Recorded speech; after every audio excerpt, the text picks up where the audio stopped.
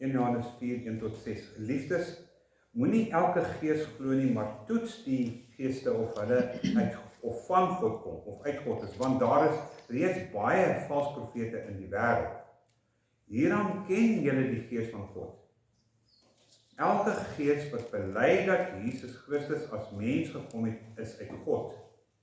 En elke gees wat dit nie van Jesus bely nie, is nie uit God nie, maar is die gees van die antichrist, van wie julle al gehoor het dat hy kom en wat nou reeds in die wêreld is. Julle kinders is uit God en het hulle oorwin, omdat hy wat in julle is groter is as hy wat in die wêreld is. Hulle, dis nou die gnostici en die valse leraars, hulle is uit die wêreld en daarom praat hulle soos die wêreld. In die ou vertaling sê, en die wêreld luister na hulle en luister die wêreld na hulle. Ons is uit God, en wie God ken, sê Johannes, glo namens al die apostels, en hy wat God ken, luister na ons, hy wat God nie ken nie, luister nie na ons nie.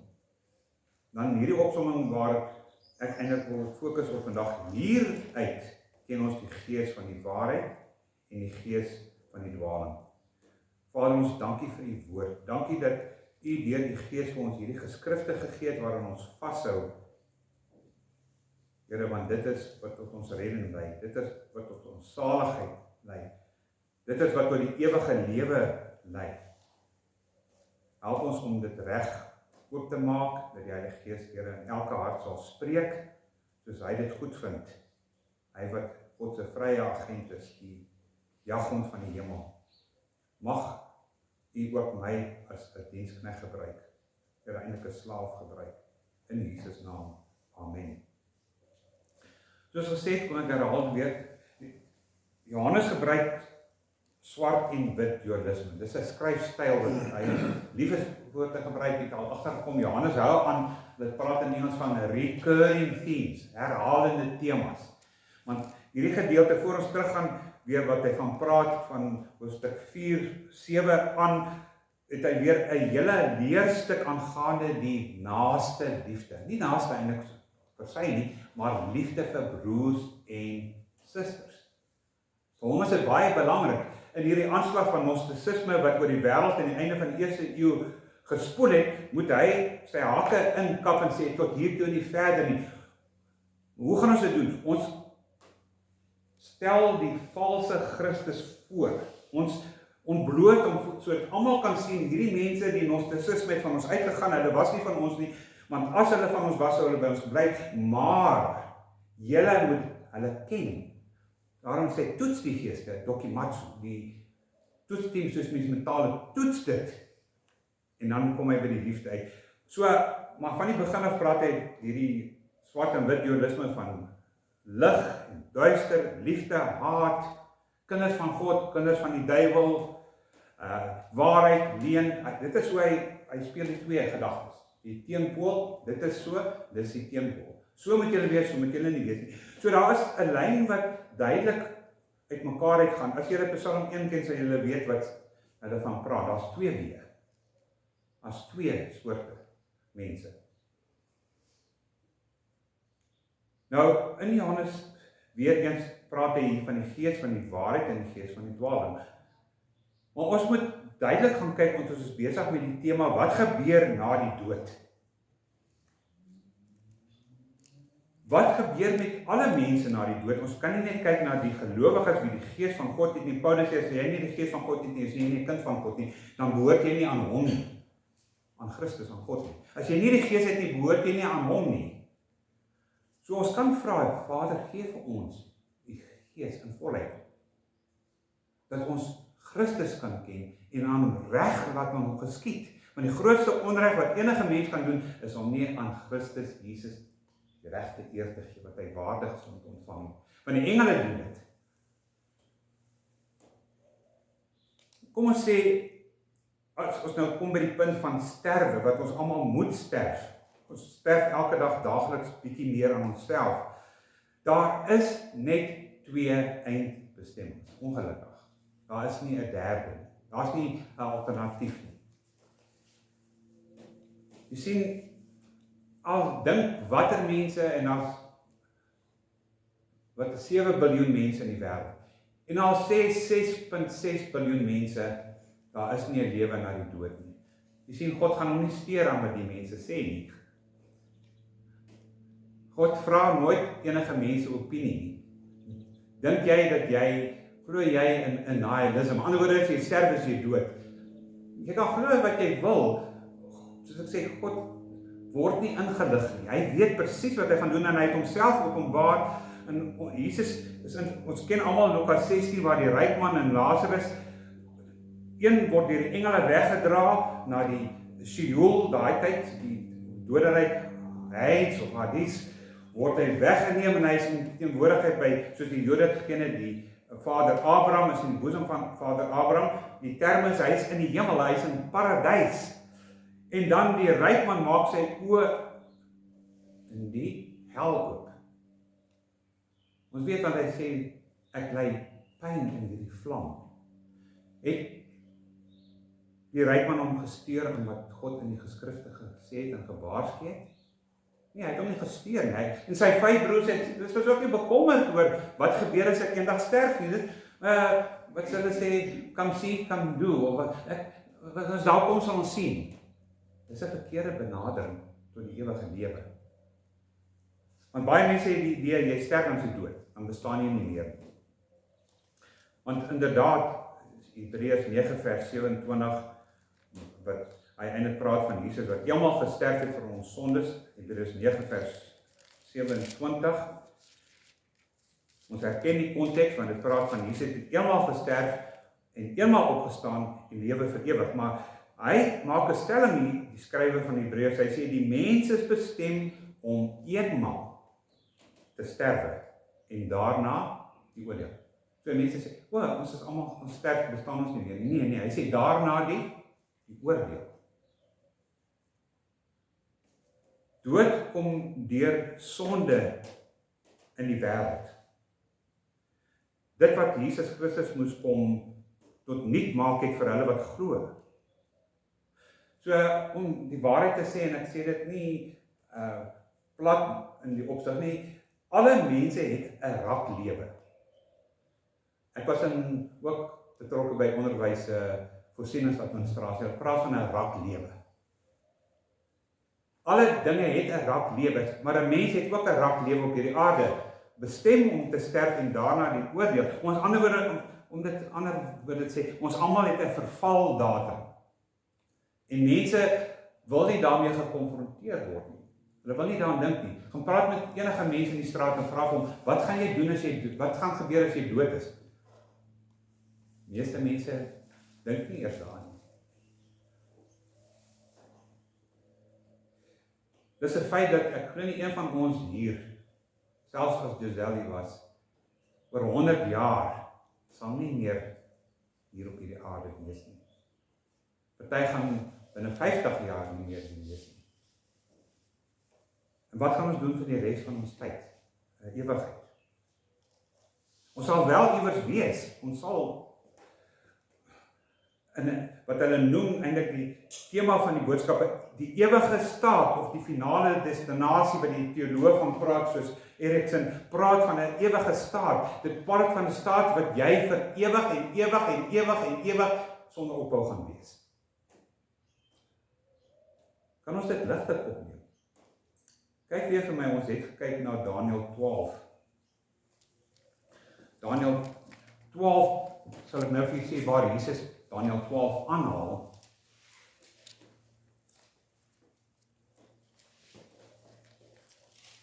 Want dis die laaste hoofstuk van Daniël, wat Daniël tot 'n slotsom kom wat hy geskryf het.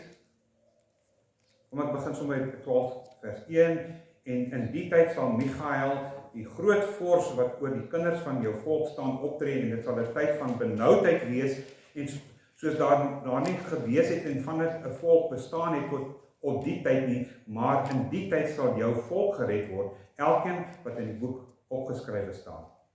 En dan hier kom die waarskuwing, en baie, en ons lees hier eintlik baie, dit eintlik beteken, die getalle wat getel word is geweldig groot, eintlik beteken almal, sal uit die stof van die aarde, wat in die stof van die aarde slaap, sal ontwaak. Sommige tot die ewige lewe en sommige tot groot smaadheid vir ewig afgryslik. Ek weet nie wat julle vertaling sê nie, maar afgryslik is afgryslik. Dit is te erg om te verduidelik hoe erg dit is. Wat afgryslik en vreeslik is, eintlik meer vreeslik, onthou dokter Dominee Jan Odendaal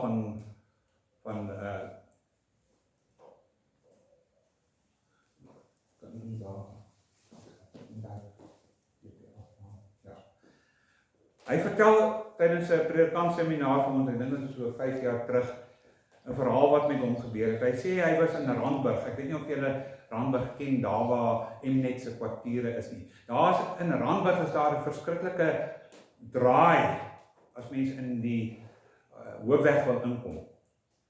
En hy sê hy daar gery en hy het 'n vreeslike ding gesien. 'n Jong man het in die muur vasgery, want hy het seker misreken met die draai. Hy gaan die draai maak en hy gejaag en hy het in daai muur in vasgery. Duidelik het hy nie weet waar hy ry nie. En Dominee Johan Odendaal was die naaste wat dit gesien het.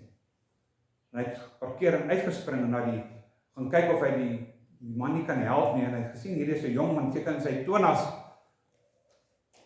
Hy het gesien, hierdie man lyk baie erg beseer. Nog voor die ambulans kom, en hy het gesê, is jy regsteen, hoe voel jy? En terwyl die jong man besig om te sterf, het hy vir Johan Odendaal gesê, ek moes na my ma geluister het.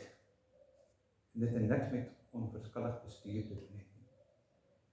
Dat hy waarskynlik die gat van die doderyk voor hom gesien het. En hy het gesterf. Maar persoonlik moet ek sê, niemand weet of 'n persoon in sy laaste oomblik, soos die van die kruis of die krimineel aan die kruis gesterf het, in die laaste oomblik in die hemel aangaan nie.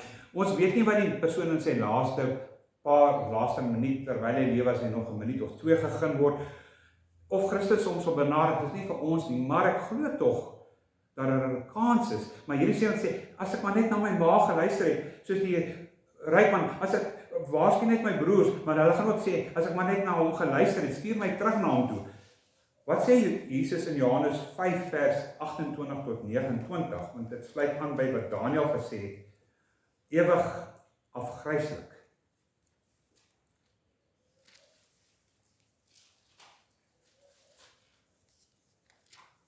Jesus sê, moenie julle hieroor verwonder nie, want daar kom 'n tyd wanneer almal in die grafte sy stem sal hoor en sal uitkom. Wat sê Jesus? Almal. Hy interpreteer daarna nie baie sal opstaan nie. Almal sal opstaan. Sal sy stem hoor en sal uitkom, die wat goed gedoen het tot die opstanding van die lewe. Deur die Heilige Gees lewe gegee. Maar die wat verkeerd gedoen het tot die opstanding van die oordeel, vir die oordeling, daarna sê vir ewig afgryslik. So ons sal deel wees van opstanding, en ons bid dat dit nie ewig afgryslik sal wees nie. Want dis iets waar ons meer gekonfronteer word. Ons finale staat, want baie mense sê, nee, wat, ons gaan net 'n rukkie daar wees, dan gaan ons uitkom soos die vage vuur. Ek glo my, dis onskriftuurlik. Ons het reeds gemeld dat hulle wat in Christus is, alreeds by God in die paradys is, spreekwoordelik. Baie sal opgewek word, en ons weet nie hoe dit lyk aan die ander kant van die graf nie, want onthou, aan die ander kant die dood is daar nie tyd meer nie. Daar is nie meer kronologiese tyd nie. Dis waarom sekere teoloë wat ek al geleer, jy staan op in heerlikheid alreeds, sê van hulle in 'n verheerlikte liggaam, dat ek nie noodwendig meer saamstem nie, maar ons is buite tyd en ruimte en die skepping, ons lê in die ewigheid, en die ewigheid hou nooit op nie, en selfs gelowiges sal ook voor Christus verskyn. Paulus sê ons almal sal voor die regterstoel van Christus verskyn. Om wat te doen? om verantwoording te doen vir ons dade. Nie dat ons verlore is nie, want Romeine 8 sê, daar is geen veroordeling, maar daar is beoordeling. En party sal dit net maak, sê Paulus, asof hulle rokspante in vuur na die vuur nog ruik. So naby sal hulle dit maak, maar hulle sal dit maak, want God is getrou aan sy woord, want hy sê daar is geen veroordeling vir hulle wat in Christus is nie. So die sleutel hier is om in Christus te wees, wat ek verlede keer sê, Paulus gebruik die term in Christus oor die 600 keer. In Christus, hy sien homself in Christus. Hy sien homself as inwoning by Christus. En as dit in 'n kronologiese tyd moet wees, in Openbaring 21, as jy wil kyk, baie van die 10 Openbaring het verskillende interpretasies, 5, 6 verskillende sienings oor Openbaring. Maar kyk net na Openbaring 21 vers 4. Of kyk, ons begin by Openbaring 21 vers 3.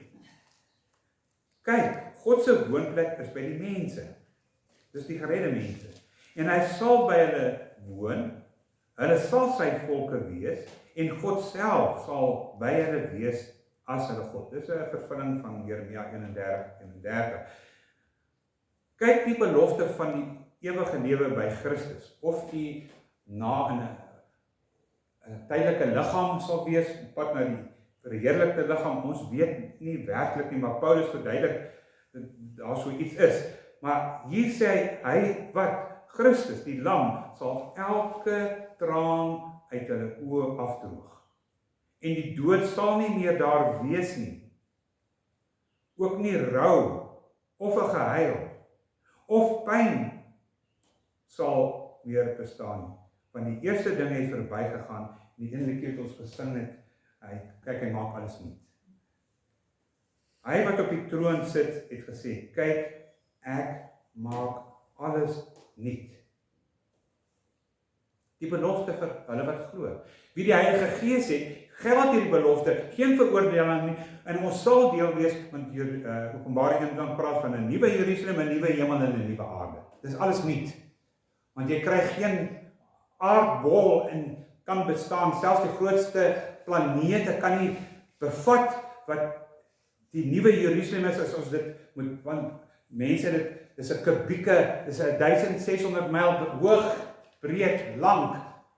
Dis 'n volmaakte stad, wat waarskynlik net die ware gelowiges sal ingaan. Maar hy maak 'n nuwe hemel en 'n nuwe aarde. En ons weet nie, want baie mense sê, hulle dink hulle weet hoe die hemel lyk, en ons het mense wat video's maak, en films maak, boeke skryf oor, so lyk die hemel. Wees versigtig, Paulus sê, don't go beyond what is written. Moenie buite gaan wat geskryf staan nie. Tog gaan hierdie mense buite gaan. Ek het Jesus gesien, en hy, hierdie wat het op 'n perd gery. Don't go beyond what is written. Bly binne dit. Is dit nie lekker vir 'n kind, as jy, onthou die ou daai lucky packets, nee, ons het dit geken nie as, wat is die Afrikaans vir 'n lucky packet? Gelukspakkie. Jy wil nie jou ma na jou toe kom en sê, dit klaar vir jou oopgeskeer en sê, hierso, en jy sien binnekant van die speelgoed uit nie. Jy wil homself oopmaak, want daar's iets besonders in hierdie pakkie. Dis 'n verrassingspakkie. Nou kom Paulus, by die spesiale apostel, buitengewoon, en dan sê hy, wat nog geen, wat hy sê in 2 Korintiërs 12, sê Paulus vir ons, dan sê die mense, nee, dis nie goed, kom ek vertel hoe lyk die hemel. So, wat jy sê van die hemel, die Dirkhou seentjie, ons moet eintlik nog 'n boek in die Bybel sit, 67ste boek, en sê, die openbaring van die hemel volgens hierdie see. Fiksie. Want Paulus, en ons weet Paulus was in hy sê, hy is weggeneem na die paradys. Mense praat van die 3de hemel. Ek het vreemde dinge gehoor oor die hemel, eerste, tweede, tot die 7de hemel. Ek weet nie waar dit in die Bybel, as jy dit kry, kom wys vir my, miskien het ek nie reg gelees nie. Volgens die Ou Testament is daar net 3 hemele. Die hemel waar die voëls rondvlieg, soos die apostels ook glo, die nuwe en ou apostels. Hulle sê daai hemel is in jou kop, in my geval. Dan kry jy die tweede hemel is die sterre hemel. En die derde hemel is die troon van God. Paulus is weggeneem na hierdie plek. En dan kom hy en dan sê hy, ek ken 'n man. Hy praat in die derde persoon. Of dit in die vlees was, of dit in die gees was. Maar hy ken 'n man. Dit is in 2 Korintiërs. Kyk, blaai net vir my na 2 Korintiërs 12 vers 2 toe, want hier praat Paulus dan in die tweede persoon. Want hy moet homself verdedig teen die valse apostels, net soos Johannes ook. Om te spog is nie voordelig nie, maar ek kom nou by gesigte en openbarings van die Here, want hierdie valse apostels almal gesê hulle het openbarings van God en Christus gehad. Hy sê ek weet van 'n man of ek ken 'n man, van 'n man in Christus wat 14 jaar gelede tot in die derde hemel weggeruk is. Nie in 'n waar mense die sewende hemel vandaan kry nie. Of dit in die liggaam of buite die liggaam was, weet ek nie. God weet alleen. Ek weet ook van so 'n man, of dit in die liggaam of sonder die liggaam was, weet ek nie. God weet dit, dat hy weggeruk is, hierdie woord harpazo, hy is weggeruk tot in die paradys en onsegbare woorde gehoor het wat 'n mens nie mag uitspreek nie. Paulus sê, mag dit nie uitspreek nie, dit is te heilig, dit is te hoog. En mense sal dit nie verstaan nie, want ons weet nie, daarom aansluiting skiep by 1 Korintiërs 2 vers 9, moet vir ons voldoende wees, is dit nie? 1 Korintiërs 2 vers 9. Een van die mooiste beloftes, behalwe daar's geen veroordeling vir ons, en ons sal in Christus wees, en waarom sê hy, wat geen oog nog gesien het, en nog in geen gedagte bedink het, opgekom het nie, het God voorberei vir hulle wat hy lief het. Sien die Lucky Packet, mense vir ons vertel hulle eie ervarings in die hemel, is nie meer 'n verrassing vir ons nie. Dit moet vir ons 'n verrassing wees wat God vir ons daar hou, maar dit is praat van saligheid, Engels bliss, van heerlikheid wat ons sal deel. As jy Openbaring 22 ken, ek gaan nie in detail dit lees nie, onder God se troon, behalwe vir die pragtige stad Jerusalem, strate van goud, by God se troon wat ons in Openbaring 4 kry, is daar 'n glassee wat ook sy simboliese betekenis het. Daar is nie meer skeiding in die hemel nie. Onder God se troon vloei 'n rivier uit met kristal helder water. Ek wonder of ek gaan proe om daai water te gaan proe, want hier praat van Jesus Christus wat die ewige water is. Dan 'n boom wat die enige betekenis is meervoud, wat 12 keer in 'n seisoen sy vrugte dra. Van die ander teoloë sê dit elke keer as hy dra sy ander soort vrug. Maar tog is daar die boom van die lewe ook, en die boom van die lewe se blare dien as genesing vir die nasies. Nou jy kan simbolies daarna kyk of letterlik. En daar sal mense buite Jerusalem wees, want hy maak 'n nuwe hemel, 'n nuwe aarde waarop hierdie verskriklike stad kan pas. So seker kan 20 keer groter as die aarde wees. Pas hierdie stad en mense kom na Jerusalem wat te doen? Om Christus die lam en God te aanbid in hierdie pragtige stad. En nie almal glo, selfs gelowiges sal enige in die stad sommer net kan inwals. Maar dis wat hy vir ons voorberei. Ons kry net 'n voorsmaakie van al hierdie dinge. Al kan geen oog dit, of het geen oog dit gesien en geen gedagte. Maar dis wat God voorberei het. Vir hulle wat glo, vir ewig. Vir ewig, nie vir 'n paar jaar of 100 jaar. Ons weet dat buite die stad Jesaja sê dat as 'n man sterk oor die 100 jaar, dan sê hy presies tog wat het hy verkeerd gedoen, dat hy 100 jaar geword. Hy moes baie ouer geword het. Dis die nuwe hemel, nuwe aarde. Ons weet nie wat God gaan skep in sy nuwe hemel en aarde, maar dit is vir ons. En hy het klaar met sy bloed betaal sodat ons in daai ewige staat, final destination kan wees by God. en sy heerlikheid. Iemand gesê, hulle gaan die hele res van sy bestaan, wat hy vir ewig en ewig is, gebruik om God se dieptes te ondersoek, en jy sal God se dieptes nie kan vind. Gaan nie die bodem van God vind, van wie hy werklik is nie. Ons sal hom sien soos hy is. Maar wat is die ewige staat van die verlores? Want Johannes sê, hieruit ken ons die gees van God. Die gees van die dwaling en die gees van die waarheid. Ongelukkig is daar geen hoop nie. Daar is ook volgens die Rooms-Katolieke geen vage vuur, waar jy 'n sekere tyd boet. En onthou die Rooms-Katolieke sê, slegs as jy 'n Rooms-Katoliek is, kan jy vage vuur toe gaan. As jy nie 'n Rooms-Katoliek is nie, kwalifiseer jy nie vir die vage vuur nie. Jy gaan hel toe. Dis wat hulle regtig glo. Maar as jy 'n Rooms-Katoliek is, en jou familie kan in die kerk die regte bedrag gee, en dan kan jy regte kersies opsteek, kan jou tyd in die vage vuur verkort word. Waar in die Bybel kry ons dit? Christus staan op in 'n verheerlikte vlees. Ons moet weet ook dat selfs Moses en Elia was van 'n ander dimensie toe hulle saam met Jesus op die berg verskyn. So hulle was waarskynlik, hulle het ook waarskynlik nog nie hulle verheerlikte liggame ontvang nie. Dan kry ons die idee van sieleslaap. Ek weet nie of julle al gehoor het nie, Adventiste praat van die sieleslaap. So jy slaap vandat jy dood is, totdat die wegraping plaasvind. Of jy nou glo in pre- of post-trib, jy bly in jou graf tot dit plaasvind. Dan kom jy uit. Maar dis nie wat ons in Lukas 16 verstaan nie. Die ewige verderf is interessant.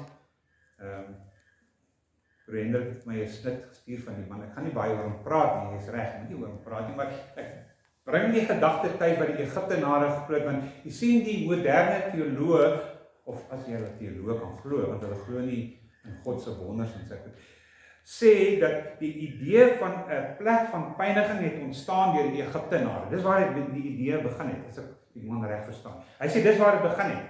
Want jy sien, vir die Egiptenare is dit beter om lewendig gepynig te word in 'n plek, as om nie te bestaan, om op te bestaan.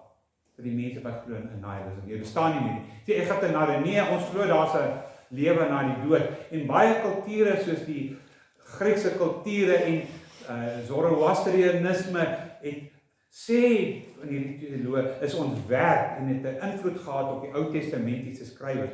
Wat ek nie vind is, ek na die skrifte kyk, is daar net een groot oorhoofse idee, en dis Sheol, die doderyk. En of jy 'n goeie mens, God geglo het en Jahwe aanbid het, en jy hom nie aanbid het nie, jy gaan na dieselfde plek toe, maar dit word geskei tussen 'n tipe van 'n paradys en die ewige dood. Ek verlede week gepraat van houselle. Ek weet wat 'n houselle is, jy word daar gehou tot jy veroordeel moet word, tot jy jou verhoor moet plaasvind. Dan sal die mense hierdie goed ook uit die Bybel skryf, daar is geen verhoor plaas nie. Ek dink dit is 'n groot verrassingspakkie as jy oë oopmaak en jy staan voor die troon van God en hy oordeel jou. Die oordeel sal 'n oordeel wees. Dis waarom ook die idee ontstaan en eet drink, want ons sterf môre. Ja, gaan jouself te buite. Gee jouself oor in jou vleeslike appetite. Gaan hoereer rond met ander vrouens. Kom drink die hele dag, slaap jou babbelas af Sondag, staan op Maandag, want daar is geen oordeel nie. Jy sê, ons sterf, ons gaan graf toe.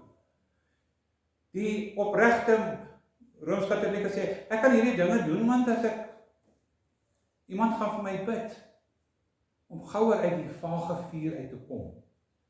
Mense glo hulle ook 'n soort van 'n vuur. Die inligting en ondersoek van die geskrifte sê vir ons, dat met Jesus opstanding daar, het is gesê, hy het afgedaal, om aan die gevangenes die onsself se oorwinning te verkondig. Maar ek glo baie teoloë vermoed in daardie tyd, waarskynlik die deel waar Lazarus weggevoer, na 'n ander plek toe, na 'n paradys toe.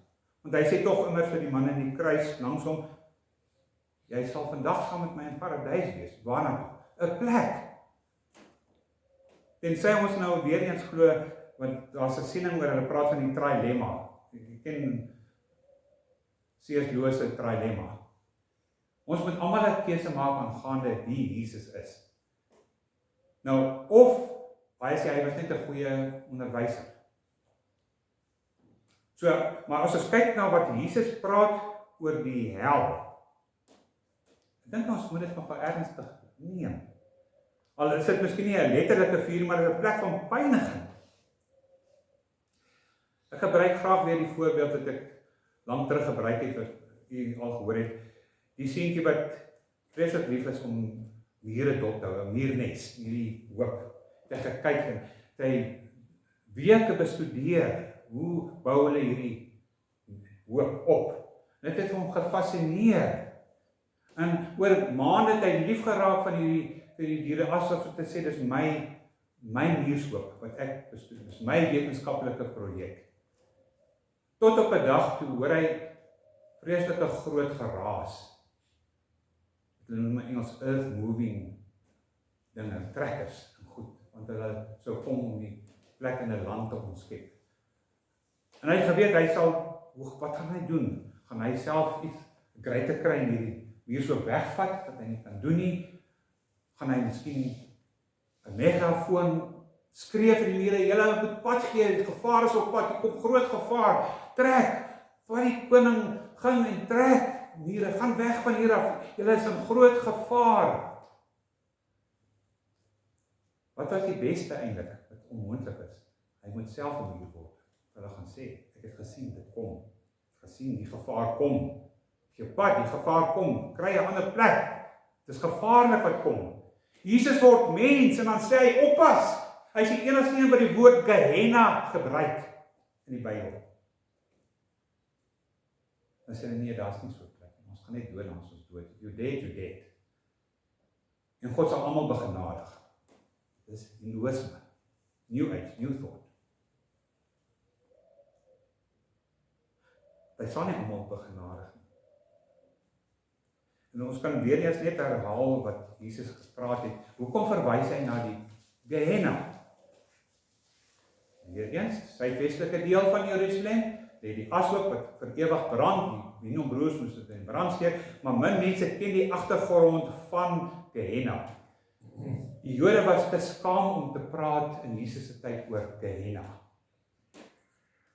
Want jy sien, dit was 'n skande vlek op die volk Israel toe hulle saam met die Kanaaniete die afgod Molech aanbid het. Daar's konings van Israel wat gode ingevoer het. Een van hulle is Salomo.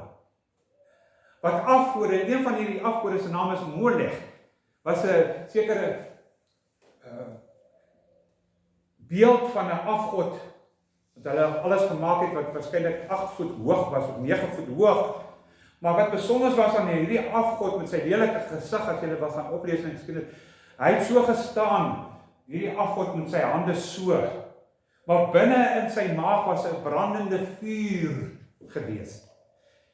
En met al die aborsies wat plaasgevind het, en al die kindertjies wat buite die huwelik verwek is, en wat hulle nie wil hê nie, ek wou 'n blou oog sien, nie 'n bruin oog nie, en die mense wat ons vandag doen in aborsies, hierdie kind gevat, en as hy net binne 'n paar weke na hy gebore is, om op daai moeder se arms laat sit, dat hy inrol tot in die vuur.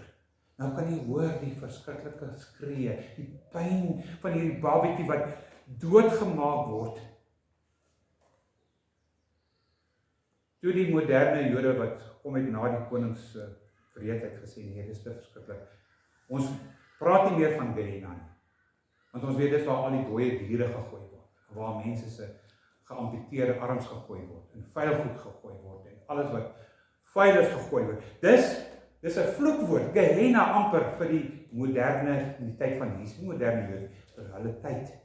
Nou sê Jesus, die hel sal wees soos Gehenna. Hy kom en waarsku, en dan lag die mense en sê, as jy praat oor hel, ja, ek gaan my sommies daar sien, ek gaan daar by my buddies wees in hel. Meneer, as jy weet wat se plek is, sal jy nie daar naartoe wil gaan nie. As jy Jesus ooit ernstig opneem, either he's a liar, Jesus was a liar, so he lied about everything, maliciously and purposely deceived people that there's a hell, or else he was deranged. Soos C.S. Lewis sê, hy kon homself gedink het as 'n poached egg, of Jesus het die waarheid gepraat. Oor alles wat Jesus gesê het, en wat van geskryf is, vreeslik, afgryslik sê Daniël, afskuwelik. Hebreërs sê, vreeslik is dit om te val in die hand van 'n lewende God. Onse God is 'n verterende vuur. Mense sê, wat het God met hel te doen? Is God in die hel? Verstaan nie. Dit is God se wraak. Dis in hom wat hy sy woede en toorn uithaal op die wat die bloed van Jesus verag. Dat maak hy met hulle. Wat besluit het. R.C. Sproul praat van 2 reaksies waarskynlik in die ewige doderyk of die hel of die verderf. Berou en verwyd. Eers die berou en verwyd. Kom is ek hier? Dis my ma se skuld dat ek hier is. My pa se skuld, my sussie, my boetie, dis my werk se skuld dat ek in hierdie trane van berou en selfverwyd en spyt. Die tweede een sal jy kry, en dit is waar, woede. Sê Sproul, mense sal hulle arms na God lig en sê, how dare you put me in a place like this? Hoe durf jy? Vir ewig te laat, vir ewig afgryslik.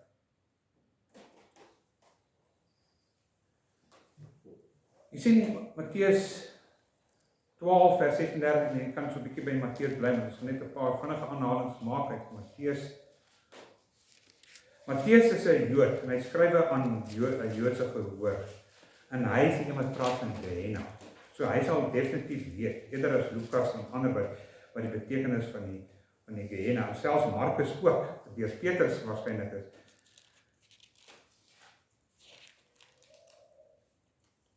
Hoekom land mense in hierdie plek?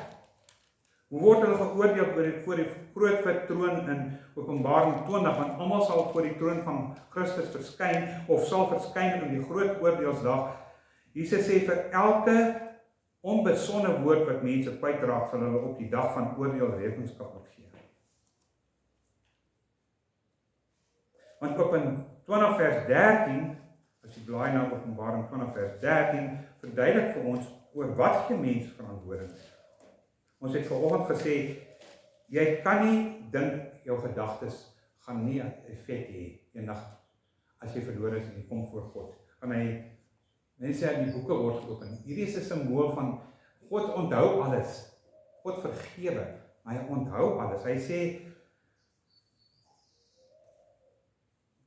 Openbaring 20 vers 13, die see het die dooies wat daarin is teruggegee, die doderyk, Hades, het dooies wat daarin is teruggegee. Elkeen is volgens hulle dade geoordeel. Toe is die dood en doderyk in die vuurpoel gegooi. Dit is die tweede dood, die vuurpoel. En as iemand se naam nie gevind is in die boek van die lewe nie, is hy ook in die vuurpoel gegooi. Johannes praat nie van Gehenna, hy praat van die vuurpoel. Vir alles wat mens sê, elke ydelle woord sê Jesus wat mens gebruik, sal mens rekenskap gee. Jy sal vir God rekenskap staan. Ek dink selfs gelowiges sal eendag. Ja, maar Here, ons het daarom vergifnis gevra, maar jy het nooit geleer om jou tong te bedeel.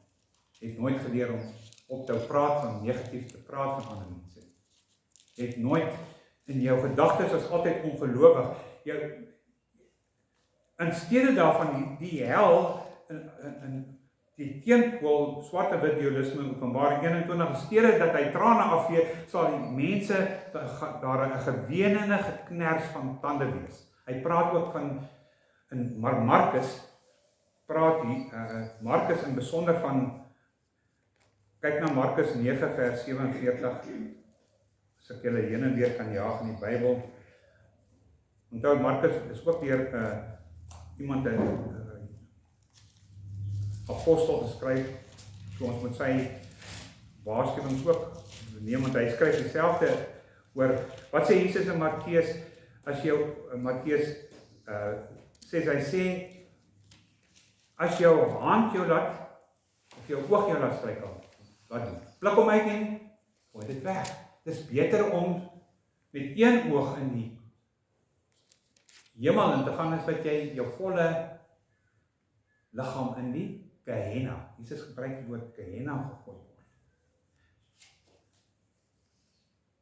Matteus 13 vers 42, Markus 9, gaan vir my na Markus 9 toe, asseblief 47 tot 48, want hy gee 'n bietjie meer been, of weer 'n bietjie vleis om die been, Markus 9 vers 47.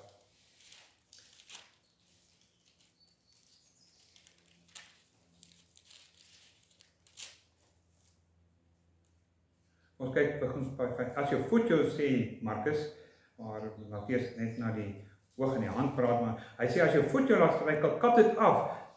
Ek moenie na plekke toe gaan waar jy weet jy gaan struikel. Moenie letterlik jouself vermink nie, maar moenie bly weg van die plekke af wat jy weet jy moet laat struikel. Hy sê dit is vir jou beter om krepeel deur die lewe in te gaan, as om met 2 voete in Gehenna gegooi te word. En hy gebruik ook Gehenna. En as jou oog jou laat struikel, pluk dit uit. Dit is beter vir jou om met een oog in die koninkryk of in hierdie aarde deur te gaan, as om in die ewigheid in te gaan met 2 oë in Gehenna gegooi te word. En let wel wat sê Markus hier, waar die wurm in hulle nie doodgaan en die vuur nie uitgeblus word nie. Dink ons moet dit ernstig neem? Al glo ons nie in 'n letterlike vuur, maar dit is so erg, onbeskryflik erg, oordeel. En jong mense gaan aan en sê nie, ek het nog baie tyd om te lewe. Jy sien, hy gaan nog 60, 70 jaar oud word, waar ons nou al verby is, baie van ons. Jy het geen waarborg nie. Here kan jou op 22 jaar wegneem, en jy sal moet verskyn voor die groot wit troon. En daar in steede van Openbaring 21 vers 4, waar hy die trane afvee, sal daar geween en 'n geknars wees van tande. In plek van dat daar nie meer dood is nie, word dit genoem die ewige dood, die ewige staat van die dood. In plek daarvan, soos Openbaring 21:4, waar hy sê, hy sal troos, en daar sal nie moeite wees, en die hel sal daar moeite wees, daar sal verdriet, daar sal pyn wees, want sê die ryk man in Lukas 16 vers 24, ek ly smarte in hierdie vlam. Net soos skryf, wat geen oog gesien en geen verstand opgekom het nie, het God ook voorberei vir hulle wat verlore gaan. Hulle weet net nie wat hulle voorlê nie. Party van ons sal wens, ek wens, die storie oor 'n brandende vuur was regtig gewees. Nou ly ek hierso, dit is swaar, ek weet mens kan op so 'n manier ly nie. Dit sê die ou mense altyd, ek het pyne waar ek nie plekke het nie.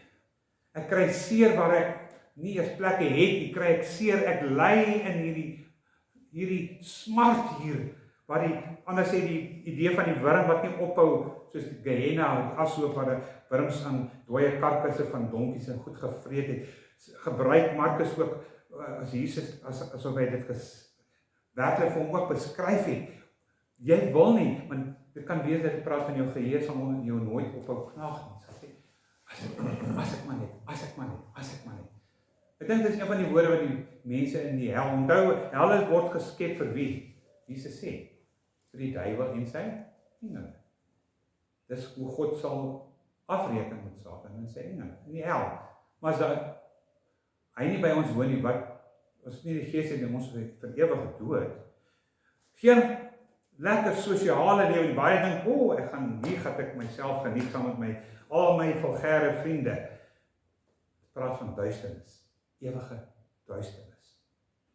Geen vriendskap nie. Onthou wreedhard soos Nero, Rasputin, Pol Pot, Massa en Boernal Stet, Banti, as hy nie op die redding gekom het. En baie wreedaard sal daar wees. Jy weet van die plaasmoorde, hoe hulle mense afslag deesdae. Wreed, dis wreed. Daardie wreedaards sal ook, as hulle nie bekeer, ook in die poel van vuur wees.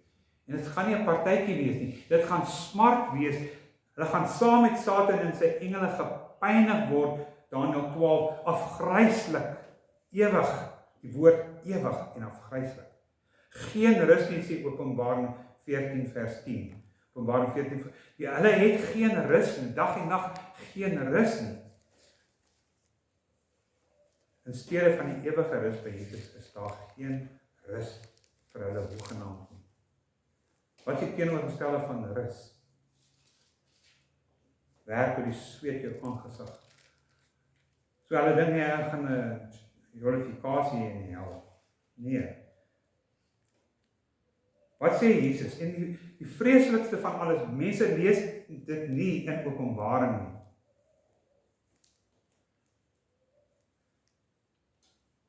Kyk nou Openbaring 14 vers 9. Na hom het 'n ander engel, 'n derde een gekom en met 'n harde stem uitgeroep: As iemand die dier en sy beeld aanbid en 'n merk op sy voorkop of sy hand ontvang, sal hy ook drink van die wyn van God se woede, wat onverdun in die beker van God se toorn geskink is. En hier is 'n skrikwekkende. Baie mense sê, maar waar gaan Jesus wees as hy gepynig word in die hel? Waar gaan hy wees? Dit sê hierso. Hy sal ook in die teenwoordigheid van die heilige engel en die lam met vuur en swaal gefolter word. Weet wat is folter? Sit jy op 'n trek jou naels uit, een vir een. Sny jou vinger af, een vir een. Hulle sal gefolter word in die teenwoordigheid van die lam en sy engele. Want jy sien, dis die Here Jesus wat die pyniging toelaat. Hulle het my bloed verwerp. Hulle het God se versoeningsoffer verwerp. Hulle het gesê, soos hierdie Erikson wat ons nou kyk by die systematies, hy sê, it is a place where most people always say to God while they're alive, go away! Go away! I don't want you. Go away. Gaan weg. Nee. Leave me alone. Go away vir God. En dan is hel, God sê, okay, I've granted you your wishes. 'n ewige foltering. Alles afskuwelik, waaglik, boos, sleg, ewige dors, ewige moeite, ewige pyn. Ek sluit af van hierdie tema. Die waarskuwing in Hebreërs. Wat sal ons doen as ons so groot saligheid onagsaam van Hebreërs 2? Wat sal ons doen? Wat sal met ons gebeur? Terwyl Hebreërs ook sê, ons God is 'n verterende vuur. Wat sal gebeur met hulle wat hom verwerp? As ons hom verwerp. Hebreërs 2:2, want as die boodskap wat deur engele verkondig is inderdaad bindend was en elke oortreding en ongehoorsaam regverdige straf ontvang, hoe sal ons ontvlug as ons so groot saligheid of verlossing vir ons afstaan? En dan 2 keer in Hebreërs sê hy, vandag as julle sy stem hoor, praat van die Heilige Gees, nie verbittering. Vandag as julle sy stem hoor, verhard julle harte nie, soos in die, as jy wil neerskryf Hebreërs 3 vers 8, daarom soos die Heilige Gees sê, tot vandag toe, sê die Heilige Gees, vandag as julle sy stem hoor, wie se stem? Christus se stem, moenie julle harte verhard, soos met die opstand in die tyd van die versoeking in die woestyn nie, soos julle voorouers my versoek het nie, want hulle het nie ontkom nie. Ons weet dat almal 20 en ouer is doodgemaak in die woestyn. Daarom waarsku hy ons tot sy vandag, Hebreërs 4 vers 3, so het ek in my toorn gesweer, hulle sal beslis my rus nie ingaan. Die hemel, paradys, is deel van God se rus. Sê nie ons gaan almal daar rus nie. Maar dit is 'n saligheid wat ons nie van weet, maar wat beloof is, maar in die teenpool daarvan is die ewige dood, die ewige staat. Want Jesus hou aan om die woord te gebruik, die ewige, die ewige. Selfs Daniël gebruik woord, die ewige. Plek van afgryslik, ewige afgryslike plek. So die keuse is vir ons, as ons sy stem hoor, as ons die Heilige Gees se stem hoor, wat Jesus se stem reflekteer. Vandag sal julle of as jy sy stem hoor verhard nie. Ook die vraag, waarom wil mens wil jy sterf vir ewig afgryslik, as jy in sy heerlikheid kan lewe vir ewig? En die horlosie staan stil, dus ek moet aan en aangaan, want hy lyk as tyd stil staan, maak nie saak nie.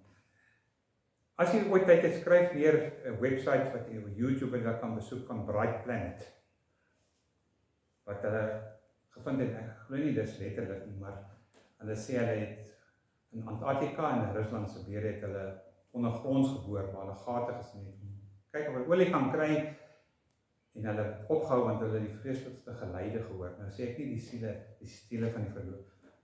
Ek weet nie waar God die siele van die ongelowiges hou nie. Maar gaan luister na daai geklank en die gekreun, maar dit laat my altyd dink, so sal dit ook wees met hulle wat Christus verwerp. Hoe sal ons so groot saamigheid verwerp?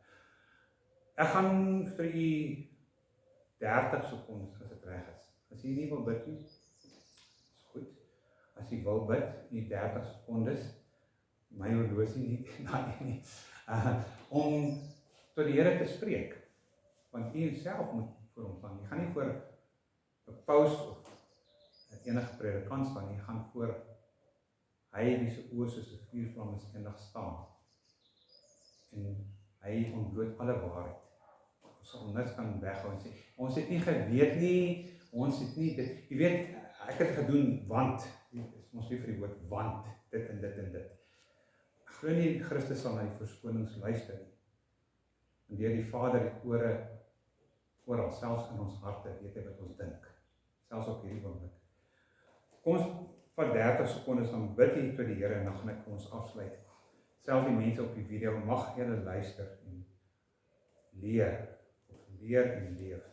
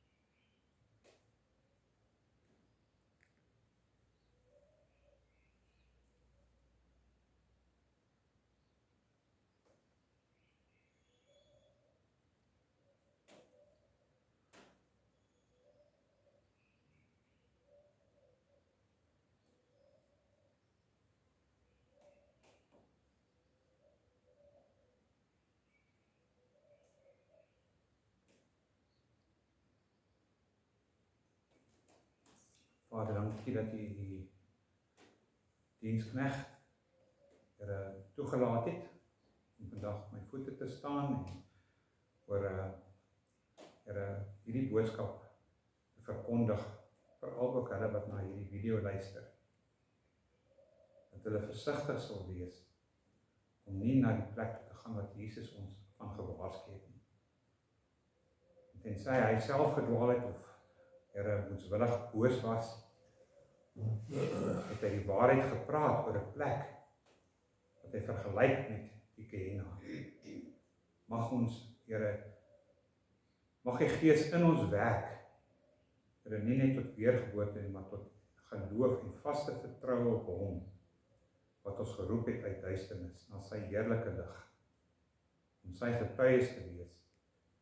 Vader, as ons net kan werklik skrik, want baie keer deur Paulus hier, staan op jy wat slaap, en staan op uit die dood en Christus sal oor jou skyn. Oproep vir gelowiges ook, word wakker uit die dood, word Christus se getuienis van sy reddende genade. Mense u nie net sal volg oor hulle bang is vir die ewige dood nie, die finale en die ewige staat nie, maar uit dankbaarheid vir wat Christus Jesus vir ons gedoen het, op die kruis, sodat ons nie na so 'n plek toe hoef te gaan. Seën ons verder, is ons gebed met danksegging en in Jesus naam. Amen.